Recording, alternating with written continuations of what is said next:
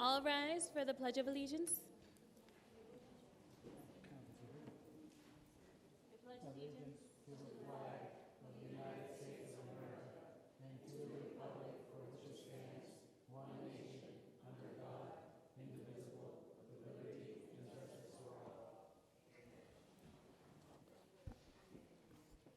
Thank you. We will open up this meeting now. I will ask our clerk to please do a roll call. Councilor Tesh. Here. Councilor Taylor. Here. Councilor Vega. Here. Councilor Tenari Garcia. Present. Councilor Sanigat. Here. Councilor Jimenez Rivera. Councilor De Jesus. Present. Councilor Brown is absent. Councilor Recupero. Councilor Kelly Garcia. Here. And Councilor Robinson. Yeah.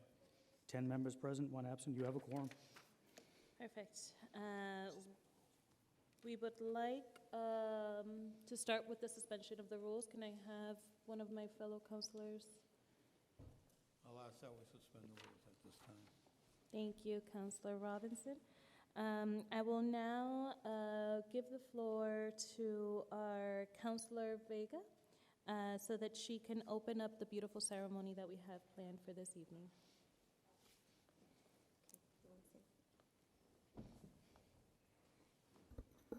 Hello, everyone. Thank you so much for being here. Today is a very special day for me and many individuals that are here in my family. As many of you know, it's Autism Awareness Month, and so we are celebrating our beautiful children and families that are on the spectrum, and the families and the advocates and special educators who continuously advocate for our children and our families. This day I want to dedicate especially to my beautiful son who's here with me, Achilles. When the first year that I did this resolution, which was, I want to say, 2 terms ago, my son had just begun to speak when he stood next to me the first year, historically ever, that Chelsea acknowledged autism awareness and recognized that day. So I am honored and privileged to be able to stand here alongside everyone here in my beautiful community of Chelsea, and in with my beautiful son, Achilles, who has taught me so much of this lifestyle, and it's a privilege to be his mom, and I'm thrilled to just do life along his side. Having that said, I want to open the floor to the folks that we've nominated. Can I go first? Absolutely. Okay. Do you want to say anything? Say hi. Introduce yourself. Say hi, my name is Achilles. Hi, My name is Achilles. my name is Achilles. Thank you for being here. Say thank you for Thank you for being here.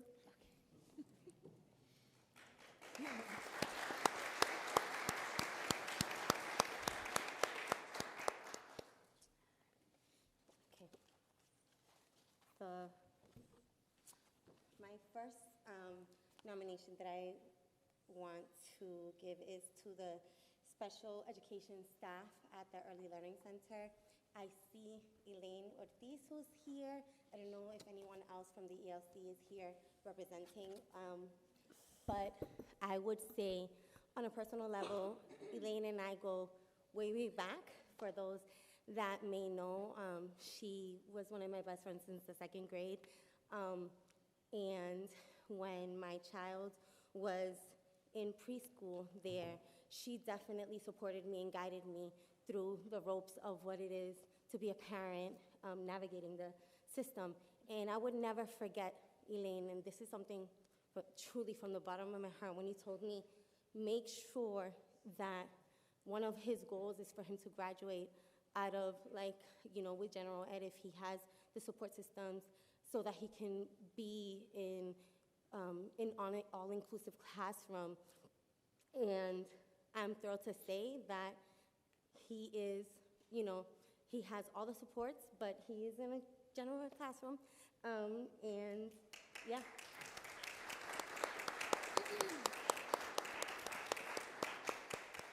And so from the bottom of my heart, thank you, because that phrase definitely planted a seed in my head, and I was like, I gotta make sure my son, coming out of that school, ¿cómo se dice? We make sure that milestone and goal is completed, and it was, and we've accomplished that, and that was huge, so thank you. Elaine. And so are Yeah, we you doing can this hand it after? to her. We can clap for her, yeah.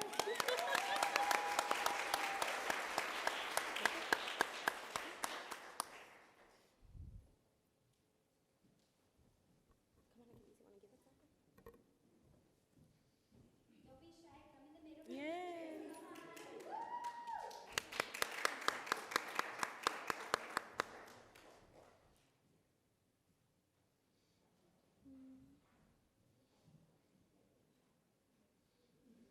Beautiful.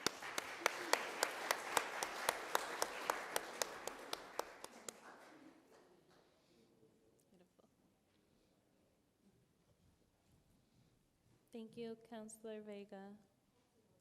And she has 2 more.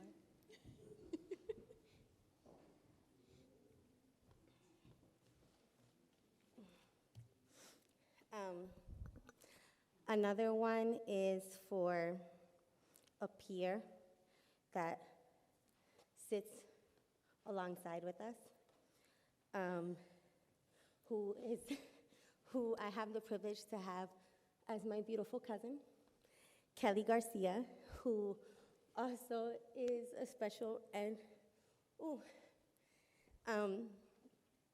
educator, and truly, when the amount of tears and when I was learning about what it was for my son to be autistic, and I was just so many unknowns, the amount of tears that you alongside with me cleaned me up, and also advocated for me, the meetings that we went to with, BU, and just learning about what educational resources are out there for children on the spectrum. And it's so important for you to have strong pillars and a support system, and I am privileged that I have a cousin who was that for me in a moment of need. So thank you, Kelly, so much. This is actually his godmother, so it really works out on so many levels. Wanna give it to Kiki? Come on.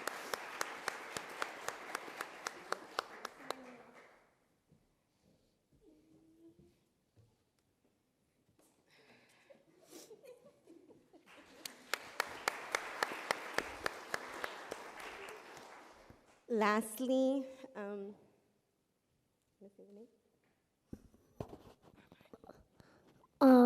Armani. For my son and his brother, who's here, Armani Maldonado Vega. Okay, I'll pass it to you.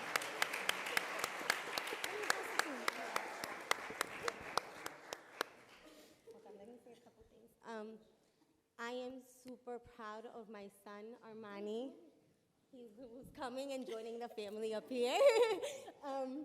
He is definitely his brother's keeper, and I would say I've had moments where with other children, I've had to try to explain why things are different when disciplining, and I have to explain a couple things differently with Achilles. And I remember one time when I was trying to say what Achilles, what it means to be on the spectrum, and my son cut me off. I'm gonna be honest. I'm gonna be so transparent, because I said, I was explaining, that Achilles had this ability, and I didn't say ability, unfortunately. I said disability called autism, and my son to my niece, and this is when he was 5, and he's 9 now, so this was 4 years ago. I mean 7. No, you are 7. I mean Armani when he was 5. Oh. Yeah. And he was like, Mom, how dare you? Achilles has a special ability. He's so smart. You know, there's so many things that he knows much more than us. And, you know, he just went on about how special his brother was and is to him.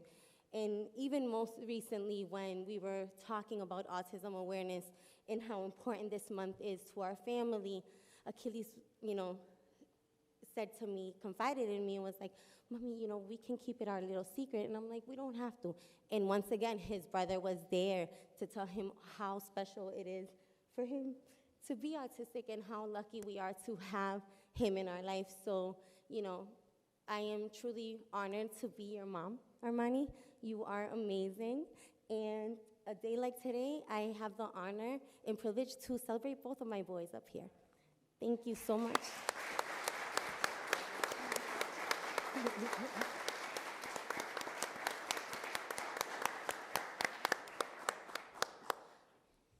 We love you, Armani. I love you. Thank you, Councilor Vega. I'll now proceed to my other colleagues that have some awards that they will be presenting this evening. Councilor Sanigay. Hello, everyone. It is my distinct pleasure to nominate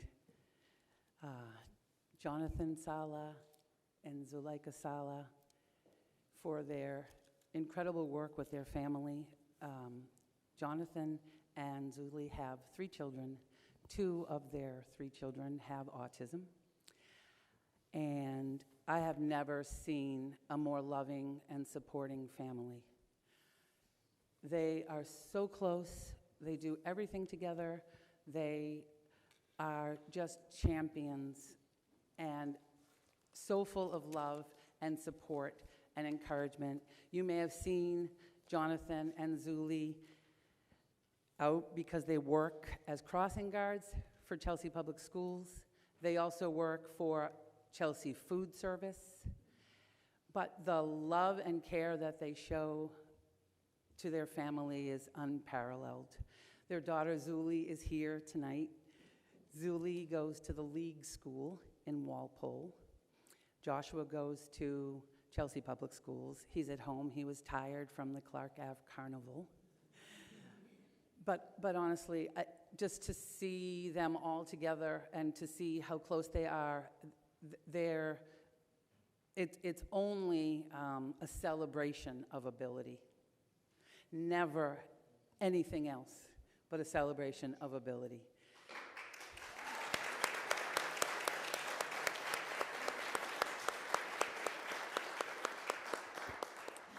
And I am lucky that they are actually, they were friends before they are now constituents in my district. So I get to represent them. And I just, again, can't say enough about the model that they are for anyone who has someone with learning differences and neurodivergency. So thank you so much for being a model family in Chelsea.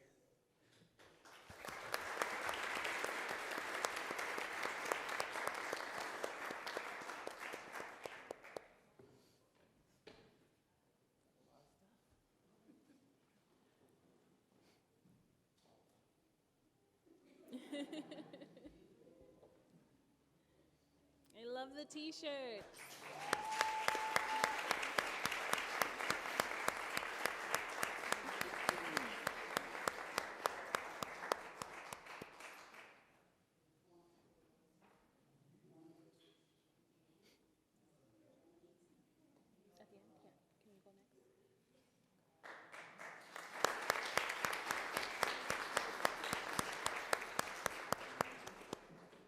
Thank you, Councillor Sanigate. Now I will hand the floor over to Councillor Garcia. Good evening, everyone. Tonight, I will be honoring Jessica Asadorian. Apologies if I didn't say your name correctly. Jessica is a special education teacher at the Wright School. She's being honored tonight for her dedication to our students and her successful transition from the inclusion math class to teaching the illustrative math curriculum in the 7th to 8th Learning Center. Please come on up, Jessica, to receive your certificate.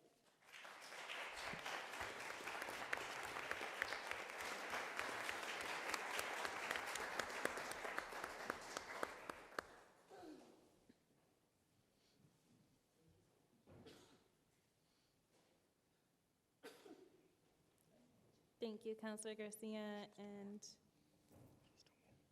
oh, Counselor Garcia has two more. I will turn it over to Counselor Tineri Garcia to present the next award. Good evening, everyone. Our next award is for Lisa Mastrocola. Lisa is a special education teacher at the Wright Middle School and is being honored for her dedication to our students, her implementation of Project Red reading instruction, maybe I should say, in the intervention block, mentorship of a new teacher, and for providing reading support to multilingual learner education in Flex. Thank you, Lisa. Come up.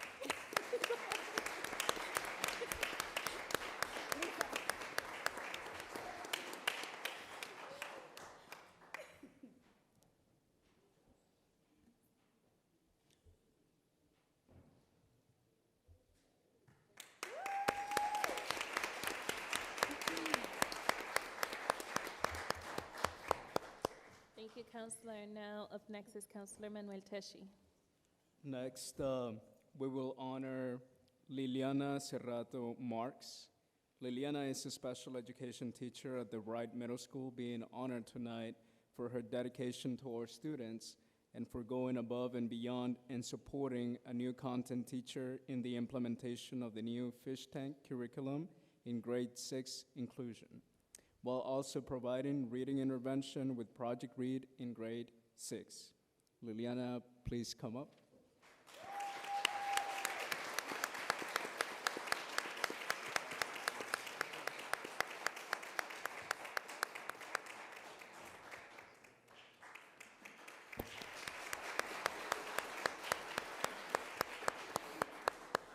Thank you, Counselor. Counselor Robinson.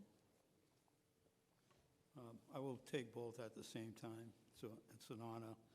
Rainey Cabbington, and a little background. Rainey builds a strong connection with families of students with autism, recognizing the importance of collaboration and supporting their children's education with a growth mindset for all students and deep appreciation. She advocates for creating inclusive opportunities, ensuring that every child has the chance to thrive in an environment that celebrates their unique strength and abilities. My other person is Renee Ward. Renee is a social communications teacher at Chelsea High School. Rosie's commitment to ensuring that her students have equal access to school, program including vital adult transition skills, training, and resources that's needed truly to inspire. She has worked to break down barriers and create an inclusive environment where every student can thrive and reach their full potential, both academically and in their transition to adulthood. Thank you, Rosie, for all your incredible work and for making this community a better place for all. We are so grateful for everything you do.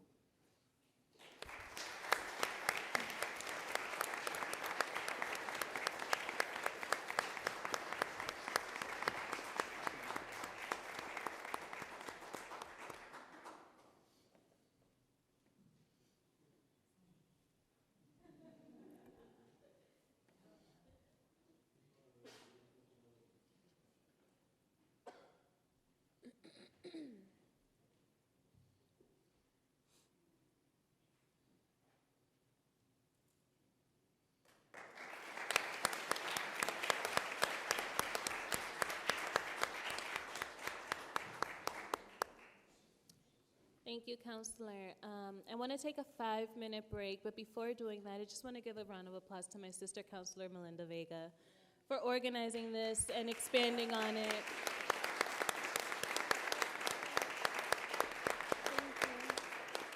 Melinda not only initiated the celebration at the city level, but Melinda continues to be an advocate for moms in the community. Anytime that we see a mom in the community that could benefit from another mom being able to guide her, she steps in and she supports those. And, you know, just even to the details that she added to this event, we see that the celebration continues to grow, and I'm so grateful for your leadership in this. All right, let's take a 5-minute break for pictures.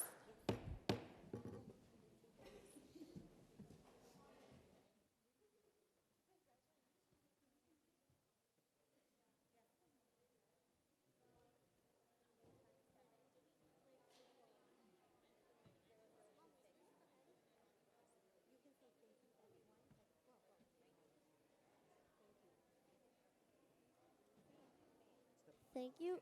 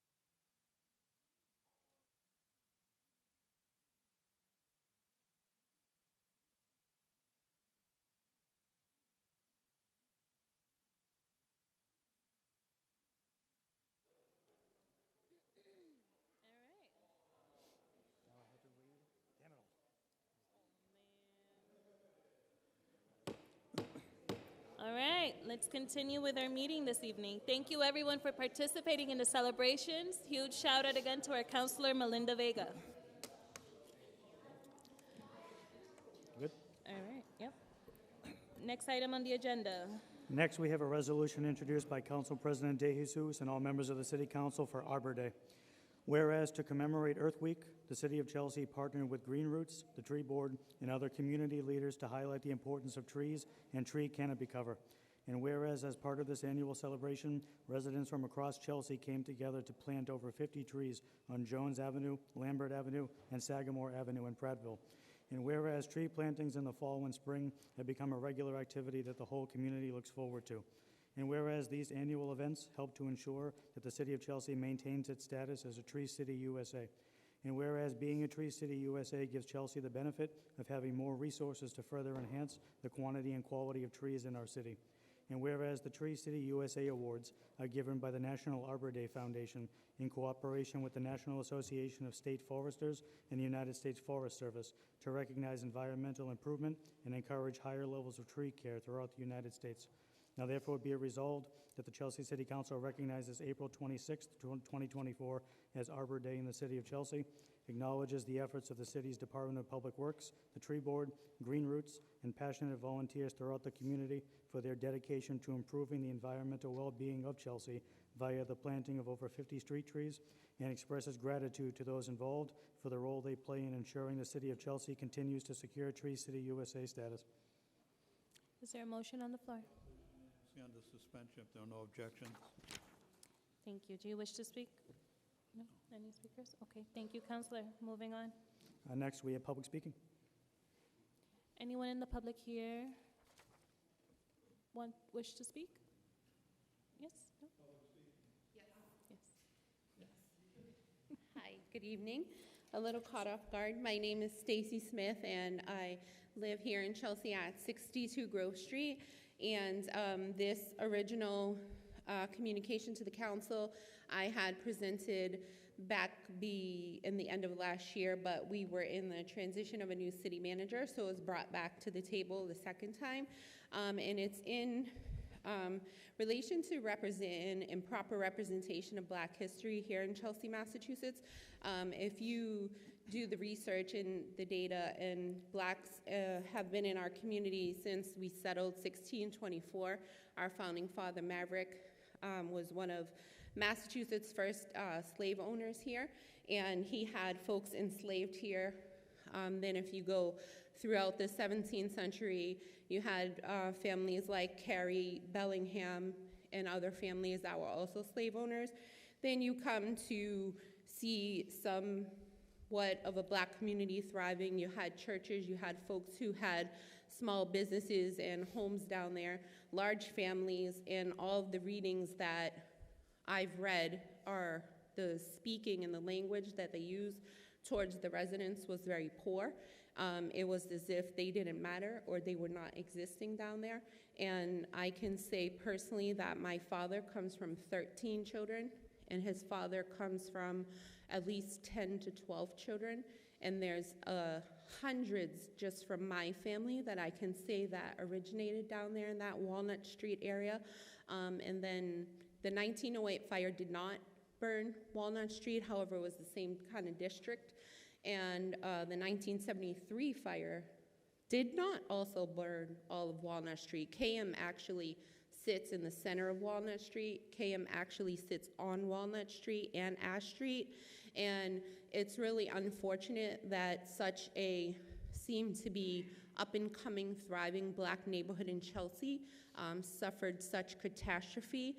And it seems like, after my research, that the local government just didn't meet the obligation, social obligation, to help that community rebuild. So now what we have is a bunch of folks here tonight who can speak firsthand of the area that they lived in, which is now known to all of us as Arlington Street Extension. However, it was really Walnut Street. There were parks there, families lived, thrived there, and we are asking that the city take the first step in this 400-year mark that we are here to start to make some proper changes in the community for proper Black representation. Thank you very much.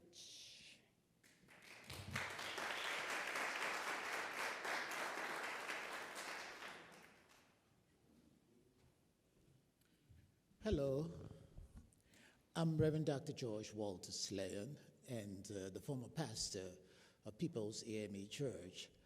I've been assigned to Bethel AME, and I want to recognize the new pastor of People's. Please stand, Pastor Sarah Smith.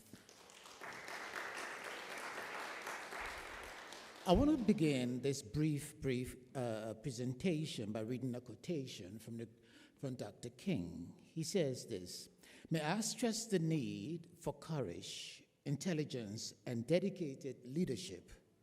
Leaders of sound integrity, leaders not in love with publicity, but in love with justice. Leaders not in love with money, but in love with humanity.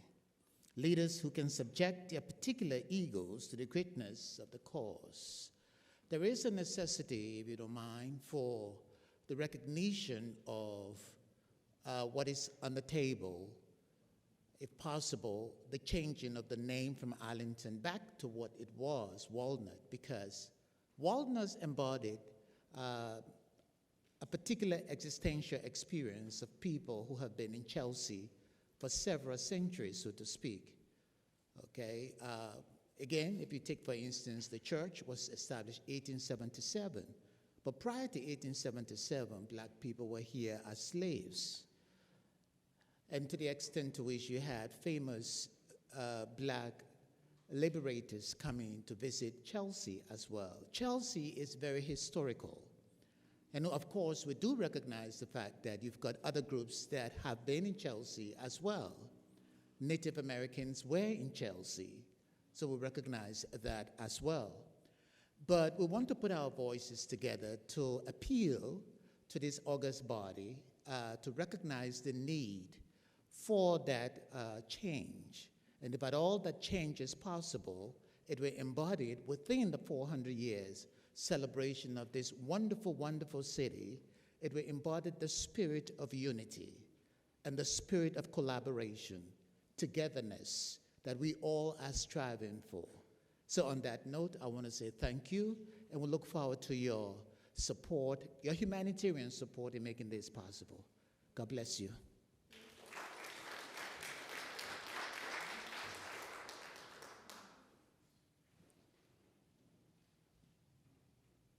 All right, good evening. My name is Joan Cromwell. I live at 38 Addison Street. I'm also president of Chelsea Black Community. Thank you for being here with us this evening and hearing our concerns. And I just want to start with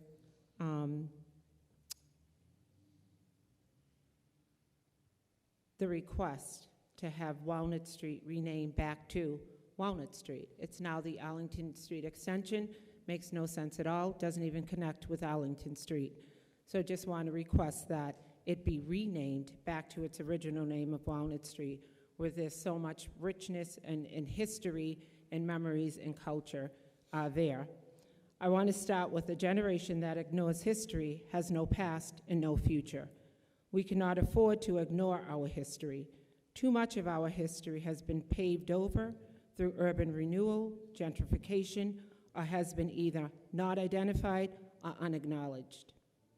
History is an echo of the past and the future, and a reflection from the future on the past, as quoted by Victor Hugo. History is who we are and why we are the way we are. It builds a sense of family, pride, belonging, and legacy. It validates resilience, survival, preservation of family and culture, and it secures growth and accomplishment. It is a preservation of culture and our history. We need to preserve our history, Black history here in Chelsea, to be recognized, celebrated, and archived in relation to the past centuries of our ancestors being here and generations to come. We did not exist in a vacuum, but coexisted in this community through politics, schools, neighborhoods, housing, safety, and basic needs. I want you to know that History allows us to maintain a sense of community, and it is imperative in understanding our common heritage and history. This collective identity of Black life in Chelsea has provided support, guidance, and comfort for generations. And although our community is quite diverse, our common heritage continues to hold us together. So please rename Walnut Street to its original name, Walnut Street. Thank you.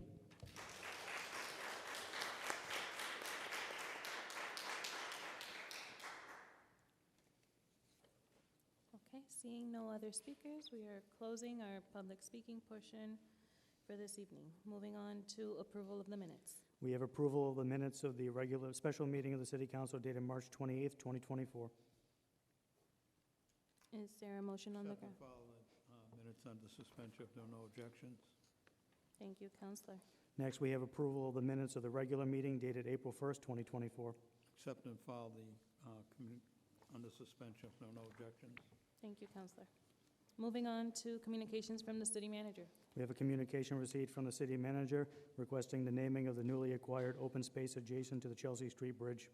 Dear councilors, I am writing to you to share exciting progress on the city's work to create new open space on the parcel of land we acquired from the state next to the Chelsea Street Bridge. As you know, the legislature passed special legislation in 2020 allowing us to purchase this property from the state specifically for use as open space. The city took possession of the property at the beginning of 2023 and have been working with members of our community to create a forward-looking design which provides our residents with shade and views of the Chelsea Creek while also making sure the space will be prepared for the impacts of climate change. As we advance design through the permitting process, we believe it is time to name this new addition to our inventory of open space. Counselor I Taylor. move that we waive the rest of the reading and accept and file the communication under suspension. Thank you, Counselor. Seeing no objections, Counselor Robinson. There is an order attached to it if you want to read it for the record. For the record, there is an order attached to it. Thank you, Counselor. There is an order attached coming up under new business to name the park Lewis Howard Latimer Overlook. Next, we have a communication received from the city manager regarding requests for free cash. Dear councilors, I am writing with 4 funding requests to the City Council for critical programs, projects, and efforts that will provide significant benefits to our youth, downtown businesses, and our community as a whole. We submit these requests from free cash certified by the Department of Revenue in January.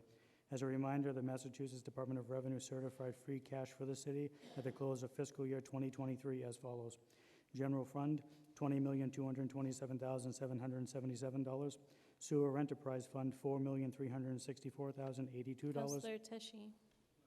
I move to waive the rest of the reading. If there are no objections under suspension of the rules, there will also be orders related to any new business. Seeing no objections, thank you, Counselor. Moving on. Next, we have a communication received from the city manager regarding the comprehensive master plan for the city of Chelsea. Dear councilors, we are thrilled to share that we are ready to act on the city council's request to prioritize a comprehensive master plan for the city of Chelsea. Deputy City Manager Devin Fields has put together the request for proposal in collaboration with the Departments of Housing and Community Development and Permitting and Land Use Planning. The proposed 2-year planning effort will be an opportunity to engage our residents in work that Chelsea has not done on a citywide basis. Councilor Roberto Jimenez. Madam Chair, Madam President, I would like to waive the rest of the reading, and I'd like to speak on it real quick. Absolutely, you have the floor. So, accept and file under communication, and under suspension, if there are no objections, and I'd like to speak on it. There we go. Right? Got it. There we go. Still working on this. We got this. Teamwork. So I just want to say a huge thanks to the city manager and to his team. It's later on in the communication, it says that the last time we did this was in the 70s, and I did not know this until we started learning about this. This is a process that really should be happening every 15 or so years. So the fact that we haven't done it in, it's been a long time. And so I just want to shout out to the City Hall staff for this. This was one of our 10 council priorities, so this is just a huge undertaking that we're going to be doing. Devin Fields, who just started recently as our deputy city manager, was the one managing this process, and she has not been here that long, and she did a fantastic job with the RFP. I'm really looking forward to working with the city on this for the next months. So thank you. Thank you, Counselor. Moving on to the next item. Next, we have a communication received from the city manager requesting an exemption to Massachusetts Conflict of Interest Law, Mass General Law, Chapter 2068, Section 20. Dear councilors, after a competitive bidding process, the procurement officer has once again awarded the City of Chelsea's contract for repairs and maintenance on the city's fire alarm system to Delco Utilities Incorporated of Peabody, Massachusetts. The Emergency Management Department is charged with overseeing the services provided for the contract. This matter is before you because one of the owners of Delco is a Chelsea firefighter, David Delaney. In the past, both Mr. Delaney and his coworker filed disclosure forms required by Mass General Law, Chapter 268A, Section 20, which had to be filed in order to seek an exemption from the conflict of interest laws because they are municipal employees with a financial interest in a contract. Mr. Delaney does not work for the department responsible for the contract and will not receive compensation for more than 500 hours under the contract. Any work performed pursuant to the contract will be outside the normal hours as a firefighter. Mr. Delaney is seeking approval from the City Council for an exemption to the conflict of interest law. Attached to this letter is a council order to grant such exemption. How does the council wish to proceed? I'd actually like to vote on the order to accept it. If Thank there's you, no Counselor. objection. Seeing no objection, we'll And move also, into... if we can take out of order the other section part of that order. Remove the order from the other From- section Yeah, from new and proceed business. with a roll call Yes. vote. Thank you, Counselor. The order before you, whereas the City of Chelsea's administration has completed a public competitive bidding process on the contract for repair and maintenance of the city's fire alarm systems and desires to award the contract to Delco Incorporated. And whereas the Emergency Management Department is the city department overseeing the management of the services provided for in the contract, and one of the owners of Delco Inc., David Delaney, is a current city employee, and he does not work for the Emergency Management Department. And whereas one of the owners of Delco, David Delaney, is a Chelsea firefighter and has filed with the city clerk and city manager disclosures pursuant to Mass General Law, Chapter 268A, Section 22. And whereas pursuant to Mass General Law, Chapter 268A, Section 20, the Conflict of Interest Law requires the City Council to grant an exemption to city employees having a financial interest in a city contract. Now therefore be it ordered that the Chelsea City Council hereby approves an exemption to the Massachusetts Conflict of Interest Law, Chapter 268A, Section 20, for David Delaney with regard to their contract to repair and maintenance on Chelsea's fire alarm system. How does the council wish to proceed? Move for a roll call vote on the adoption. If there are no objections. Seeing no objections, moving on to a roll call vote. A yes vote is to adopt. Councilor Tesher? Yes. Councilor Taylor? Yes. Councilor Vega? Yes. Councilor Tenari Garcia? Yes. Councilor Sanigat? Yes. Councilor Jimenez Rivera? Yes. Councilor De Jesus? Yes. Councilor Brown is absent. Councilor Recupero? Councilor Kelly Garcia? Yes. And Councilor Robinson? Yes. 10 members in favor, 0 opposed, 1 absent. The order is adopted. Thank you, Clerk. Moving on to the next item. Next, we have a communication received from the city manager regarding floodplain ordinance amendments. Dear councilors, I enclose proposed amendments to the floodplain overlay ordinance for consideration and action by the council. These changes are prompted by the recent update of the floodplain maps. Councilor Recupero, are you requesting we waive the rest of the reading? All right, I will ask, thank you, Councilor. I'm going to ask our clerk for a point of clarity. The orders coming up under new business all have to be moved to the planning board in a public hearing before the council and the planning board. Yes. Thanks, Councilor. Nice try. All right, let's continue. Cliff, is that under suspension? Yep, Next, we have a communication received from the city manager requesting approval of appointments to boards and commissions. Dear councilors, pursuant to Section 4-2 of the Charter of the City of Chelsea, I am writing to recommend the following individuals to boards and commissions in the city. For reappointment to the Zoning Board of Appeals, Mr. Joseph Mahoney of Chelsea for a new 3-year term. For reappointment to the Conservation Commission, Ms. Devon Braun of Marblehead for a new 3-year term. For appointment to the Board of Registrars, Mr. John Connors of Chelsea for a new 3-year term. For reappointment to the Board of Health, Mr. Richard Jackson Jr. of Chelsea, Dr. Dean Zaharis of Newton for a new Madam 3-year President. term. Councilor Manuel Teshi. I move to waive the rest of the reading and to move it to second reading. Councilor Teshi moves us to a second reading. Thank you. Seeing no objections, moving on. Next, we have a communication received from the city manager responding to City Council Order 2495, Welcome to Chelsea sign. Dear councilors, I am writing in response to Council Order 2495, requesting the city manager provide an update on the Welcome to Chelsea signs. I am happy to report that we have worked with Eastern Minerals to place a Welcome to Chelsea sign on their property at Pearl Street and Marginal Street. We thank Eastern Minerals for their support and collaboration. We are pleased with this location and believe that it will be a great addition to our city. The sign is on order and will be installed by the end of the summer. A rendering of the sign to be placed in this location is attached for your reference. We are working with property owners on Central Avenue and Eastern Avenue to place a similar sign at the entrance from East Boston. We will continue working diligently to get this done, and I will keep the city council updated as we make progress. Councilor Recupero. Seeing no objections, moving on. Thank you, Recupero. Next, we have a communication received from the city manager responding to City Council Order 2496, construction-related closures and parking restrictions. Dear councilors, I am writing in response to Council Order 2496 requesting that the city manager instruct city departments to ensure residents are informed about construction-related street closures and parking restrictions. Our administration has been working hard. Councilor Jimenez. Request to waive the rest of the reading, accept and file under communications. Under suspension if there are no objections. Seeing no objections, moving on. Next, we have a communication received from the city manager responding to City Council Order 2497, Code of Ordinances.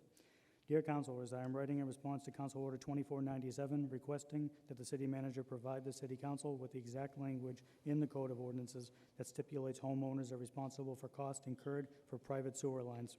I have provided said ordinances to the city council president, the city council clerk, and the councilor requesting this information. I worked very closely with these ordinances in my previous position of Commissioner of Public Works with the City of Chelsea. During this time, we tried to be responsive and equitable when the Department of Public Works responded to water and sewer issues throughout our city.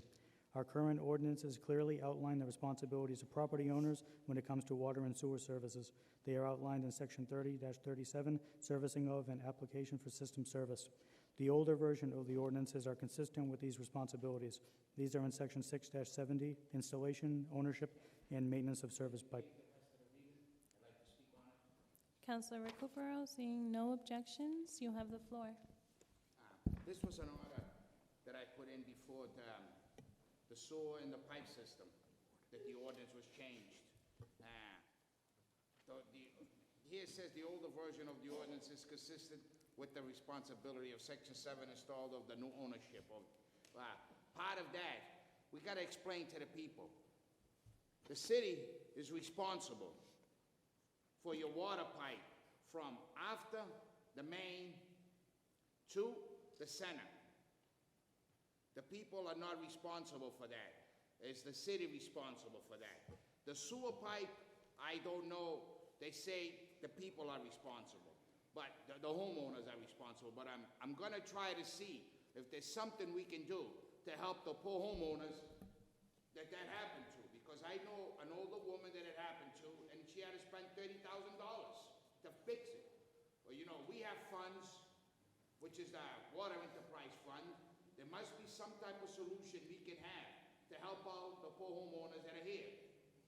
So that is the thing that my next step will be, to try to do something like that, where we're going to try to help the homeowners that are here. Because if you're an older woman or an older man and you're on a fixed income and your thing breaks and it costs $30,000, you're going to end up mortgaging your house. Why should that happen to you? You worked your whole life. Now, if there's something the city can do, we should at least try to do something for them. Thank you. Thank you, Councilor. Moving on to the next item. Next, we have a communication received from the city manager responding to City Council Order 2498, City Council Parking Pass. Dear councilors, I am writing in response to Council Order 2498, requesting that the city manager direct relevant departments to provide members of the city council with a parking pass.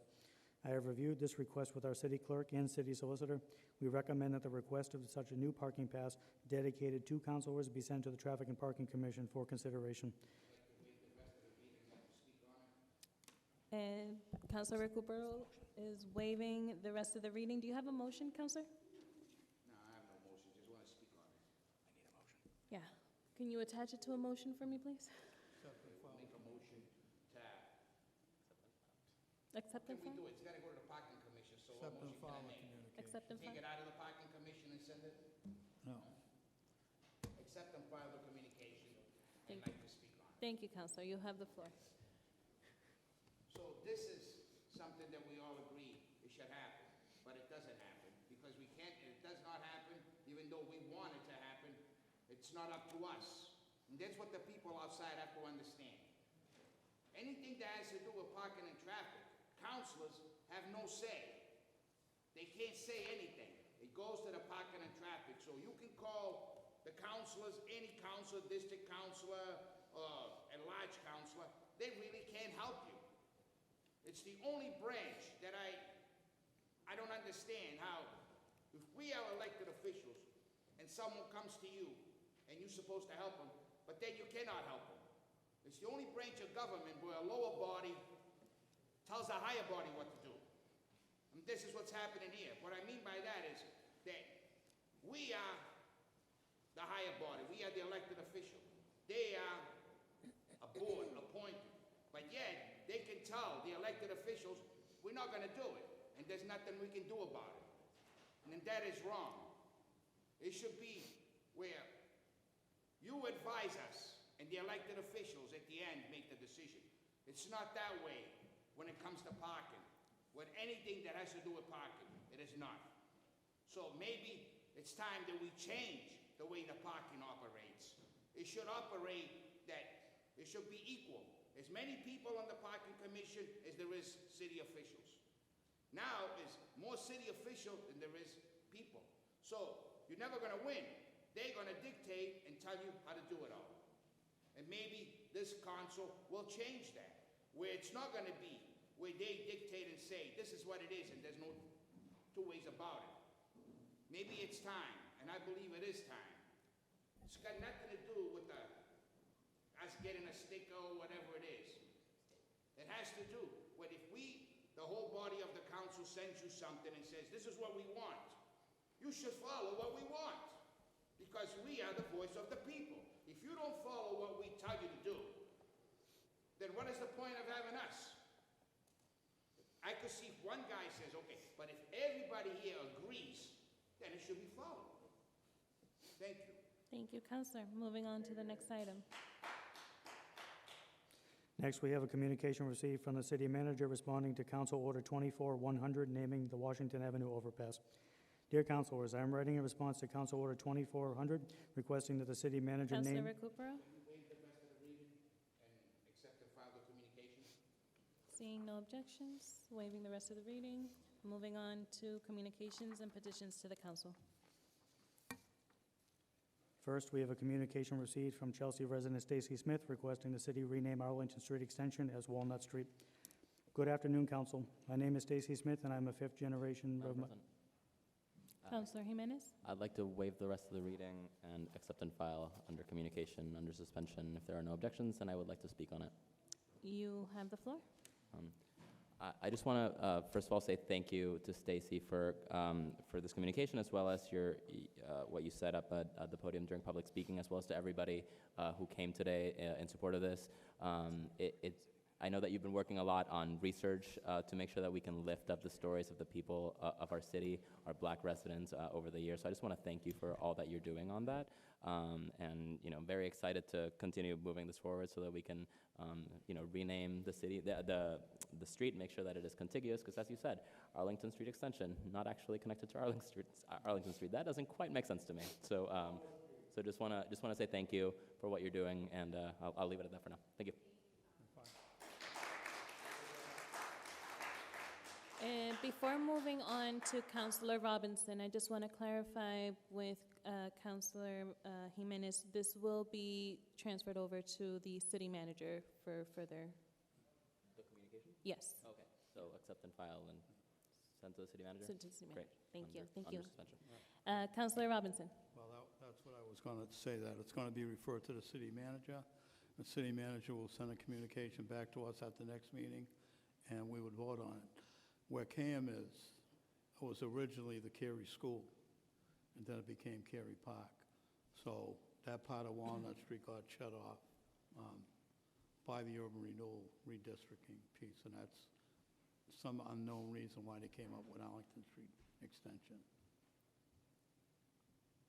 Thank you, Councilor. Councilor Sandegate. Yes, I just wanted to commend Stacy. Stacy is a resident of my district, and we communicate often, and I'm just so appreciative of your civic engagement, Stacy. Thank you.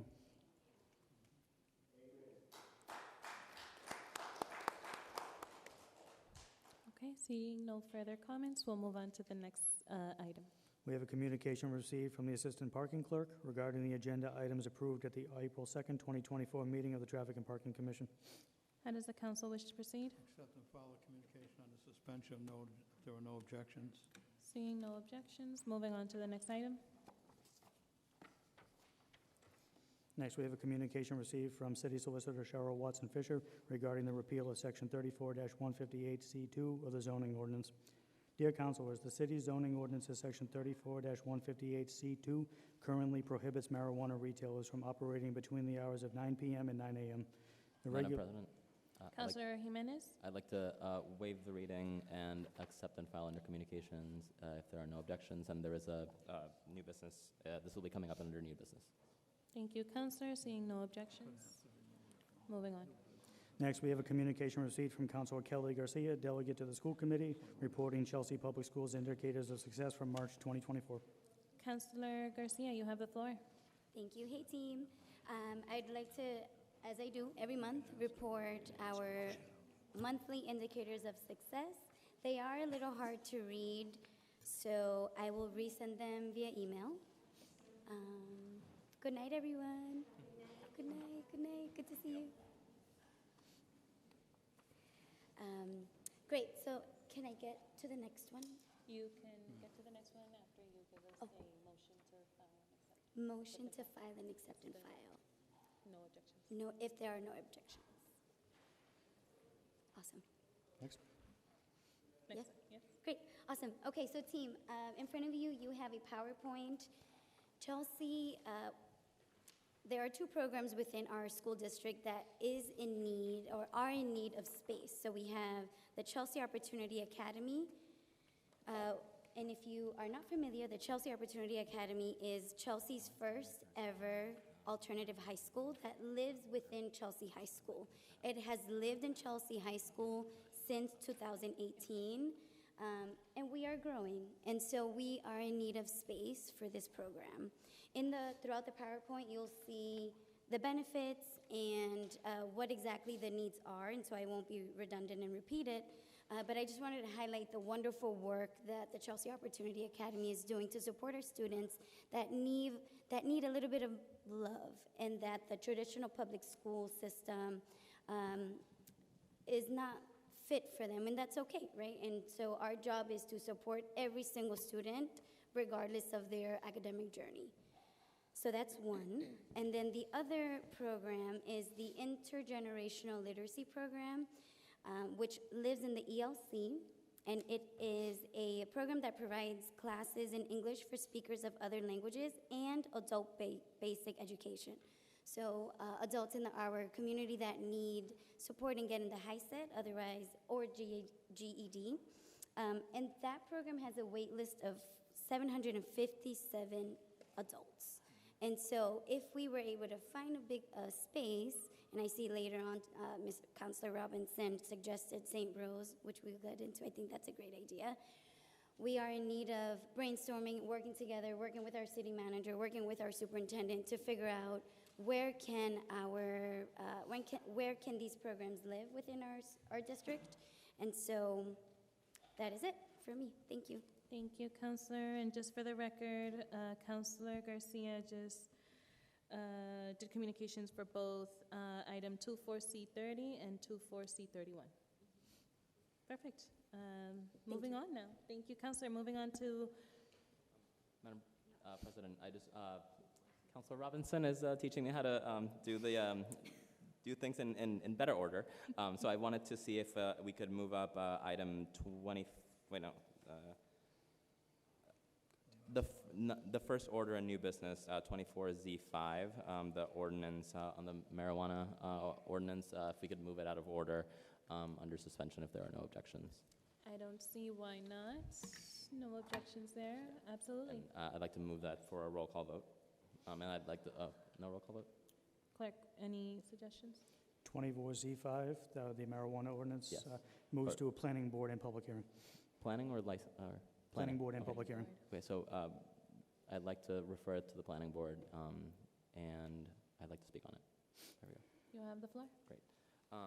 So I know that this is something that had come up to the council at the very end of the last term, and I know some of the councilors wanted to revisit it, but they were stepping off of the council. So now that the 3-month period has come up, I wanted to bring this up once again.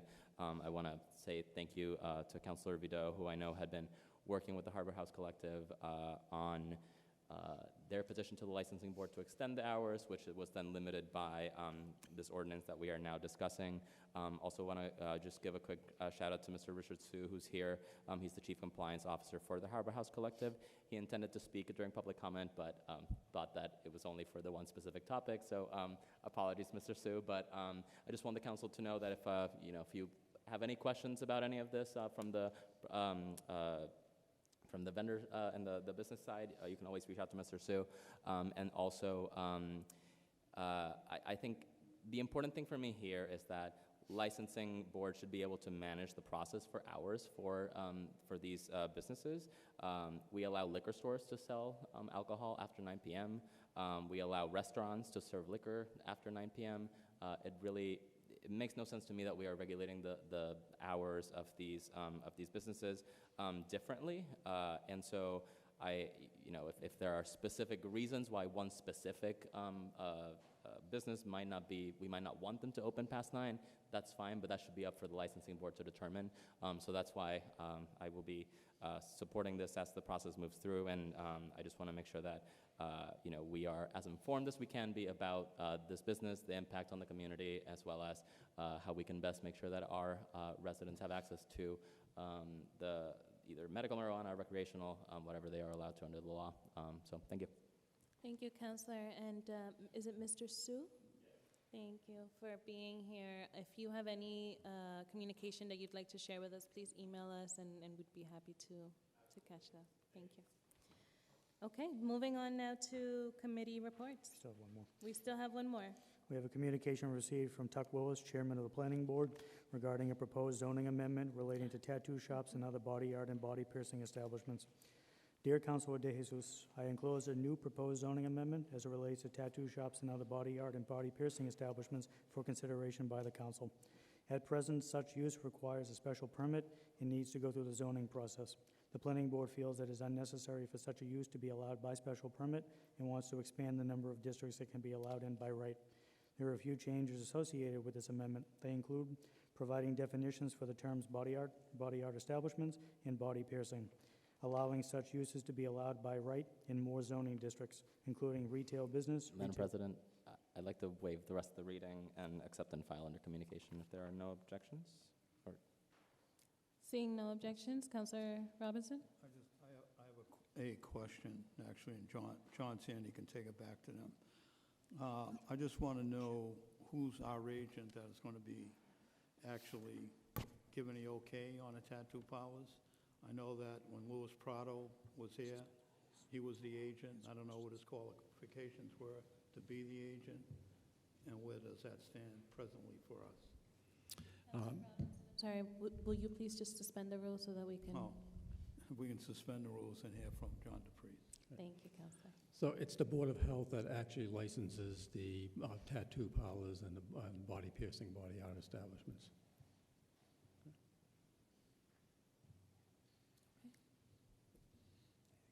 So there's no one person who goes out and... It is the head of the Public Health Department, and that's Flora Meyer. Okay, do we know what qualifications that the agent needs to carry in order to do that? If there's any business that any mishaps in doing the tattoos would fall back on the city? Personally, I do not. Anything further, Councillor? No, that was my question. Okay, thank you. Thank you. Moving on. Moving on to committee reports. We have a committee report received from Councilor Taylor regarding the meeting of the Special Committee on Youth Sports held on April 2nd, 2024. Councillor Taylor. Thank you. So, a couple weeks ago, we had our first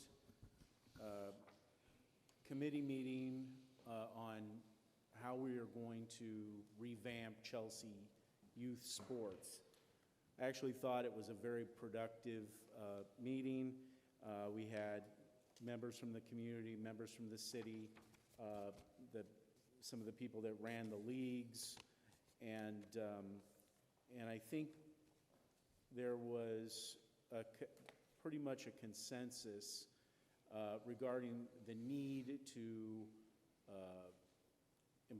hire somebody to be kind of an athletic director in Chelsea to help facilitate this process as we move along, and that there was some discussion about whether the Chelsea Youth Sports should be its own entity on its own, and I think that idea has some merit.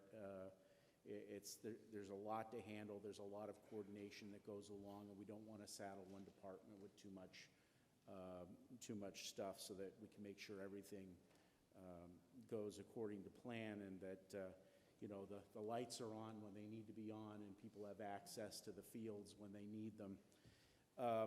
So I look forward to, there's something coming up under new business regarding the hiring of an athletic director, so I look forward to that process going forward, and to our next meeting where we can try to take the next steps in trying to get the coordination going with the school departments, with the school sports, and coordinating those with the youth leagues. So thank you very much. I think it was very productive. Thank you, Counselor. All right, moving on to the next item. Next, we have a committee report received from Council President De Jesus regarding the meeting of the Subcommittee on Conference with the School Department and School Committee held on April 22nd, 2024.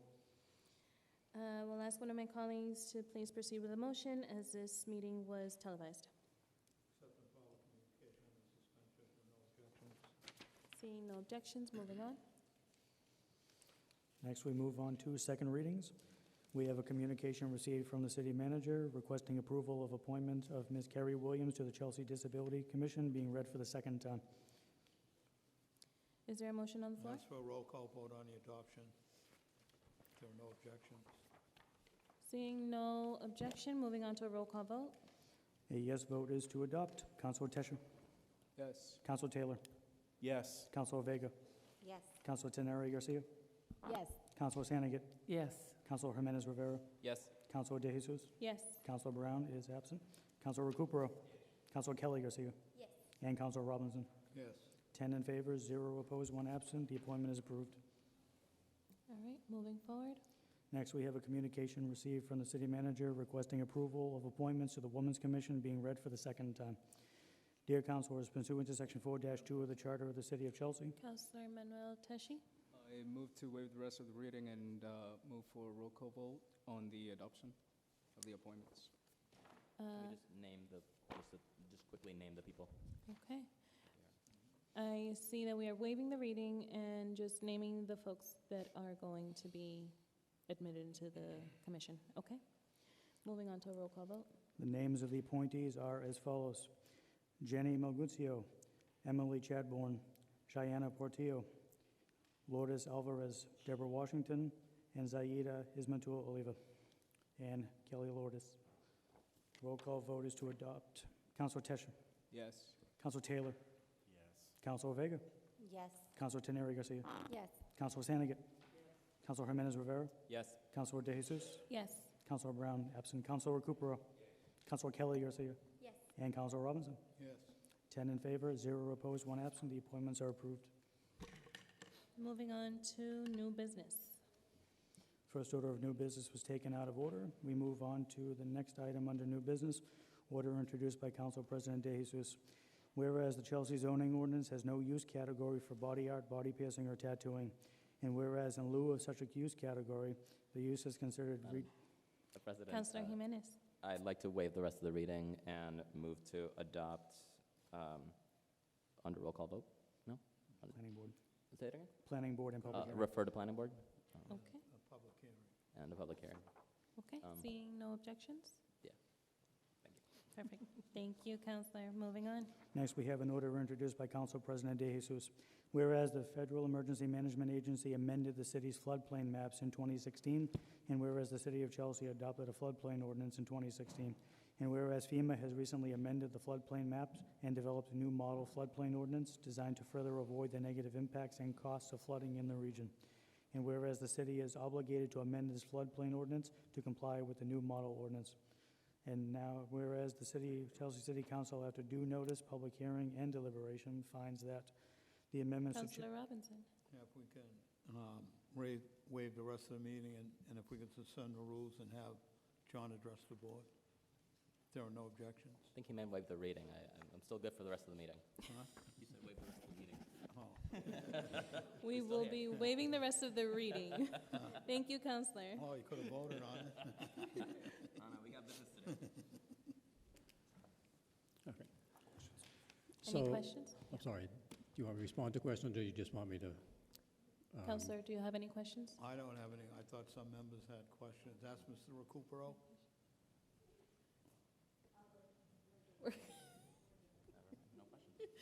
Recupero, no questions?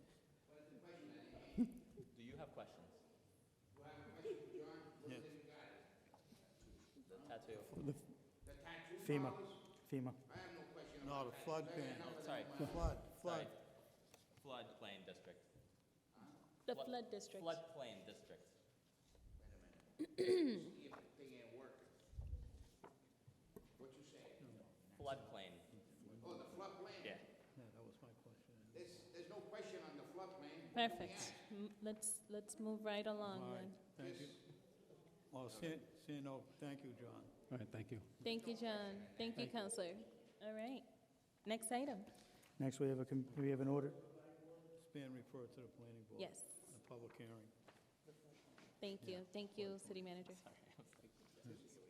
Next, we have an order introduced by Councilor Taylor. Order that the Chelsea City Council authorizes the appropriation of funds in the amount of $450,000 from free cash to the FY24 City Manager Professional Services Expense Account for the Chelsea Onward Comprehensive Master Plan. Counselor Taylor. I move to refer this to the Ways and Means Committee, please. Seeing no objections, moving on. We have an order introduced by Councilor Taylor. Order that the Chelsea City Council authorizes the appropriation of $245,500 from free cash to the Bunker Hill Community College Scholarship Program expense account to provide tuition funding for Chelsea High School graduates. Counselor Taylor. Like to move to refer this to the Ways and Means Committee if there's no objections. Seeing none, moving on. We have an order introduced by Councilor Taylor. Order that the Chelsea City Council authorizes the appropriation of $200,000 in free cash to the FY24 Housing and Community Development Contract Services expense account for the Downtown Initiative, including local organizations and small business support, civic engagement, and public art and events. Counselor Taylor.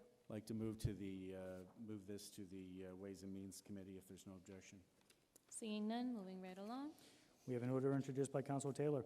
Order that the Chelsea City Council authorizes the appropriation of funds in the amount of $100,000 from free cash to the FY 2024 City Manager Professional Services Expense Account for business process optimization and upgrades to our Munis accounting system. Counselor Taylor. Like to move this to the Ways and Means Committee if there's no objection. Seeing no objections, moving on. Next, we have an order introduced by Councilor Vega. Order that a meeting of the Subcommittee on Arts, Recreation, and Cultural Affairs be held with the City Manager and Director of Recreation and Cultural Affairs to discuss general concerns related to the city's support for community recreational programs. Counselor Vega. Adopt unanimously under suspension, and I'd like to speak on it. I just would like to ask our subcommittee members if we can coordinate a date that we are all available so that we could meet, and I want to invite the community members of Chelsea to also engage in this meeting, as that many of my constituents have reached out to me and want to discuss this matter, so I urge them to participate as well. So we will be communicating with the public as to the date and time But I just want to make sure that this happens relatively quickly. Thank you, Thank you. Counselor. Moving on. Next, we have an order introduced by Councilor Vega. Order that the city manager explore funding opportunities and the overall feasibility of hiring a municipal athletic director to support the city with planning and organizing recreational sports programs and leagues, managing municipal sport facilities, hiring and training coaches and referees, serving as a liaison between the city and local sports organizations, schools, and leagues, and other tasks as deemed appropriate. Counselor Vega? I would like to move to adopt unanimously under suspension. My peer Counselor Taylor had discussed this. This was actually a very good suggestion that came up in our subcommittee meeting or a special subcommittee meeting, and I think that this is a great idea, and I would love to explore this as an opportunity. And so, yeah. Thank you, Counselor. you. Counselor Sandegate? That I think when this meeting happens, that we should ensure that the Director of Recreation and Cultural Affairs is present, Yes. because she had a conflict with the last meeting, and I think that it would be prudent for her to be with us. Thank you, Counselor. All right, moving on. We have an order introduced by Councilor Vega. Counselor Taylor? So regarding that, I just want to make it clear that she was invited to to the last meeting, and we do want her to participate 100%. We would like to have her input on how this is, how the proposed changes would impact her department, and get that on the record. So I just want everybody to understand she was invited to participate. She just had a conflict. Thank you, Counselor. Thank you. Next, we have an order introduced by Councilor Vega. Order that the city manager engage relevant departments to determine potential uses for the vacant parcel of land at Clark Avenue and Crest Avenue. Counselor Vega? Move to adopt unanimously under suspension. This is a vacant lot right next to the stairs that go from Clark to Broadway, or Broadway to Clark, depending how you're using these stairs. This is an empty lot that is being used, unfortunately, for negative activity, and I think that ideally, if we can figure out something that can be for our community members to benefit from, then it would decrease that activity from happening, or, eliminate it at all altogether. And so that's why I would like this to go through. Thank you, Counselor. All right, moving on to the next item. We have an order introduced by Councilor Vega. Order that the city manager direct the Department of Public Works to explore adding additional lighting to the staircase connecting Broadway to Clark Avenue, and work with the city's navigators to add the stairs as a point of interest moving forward.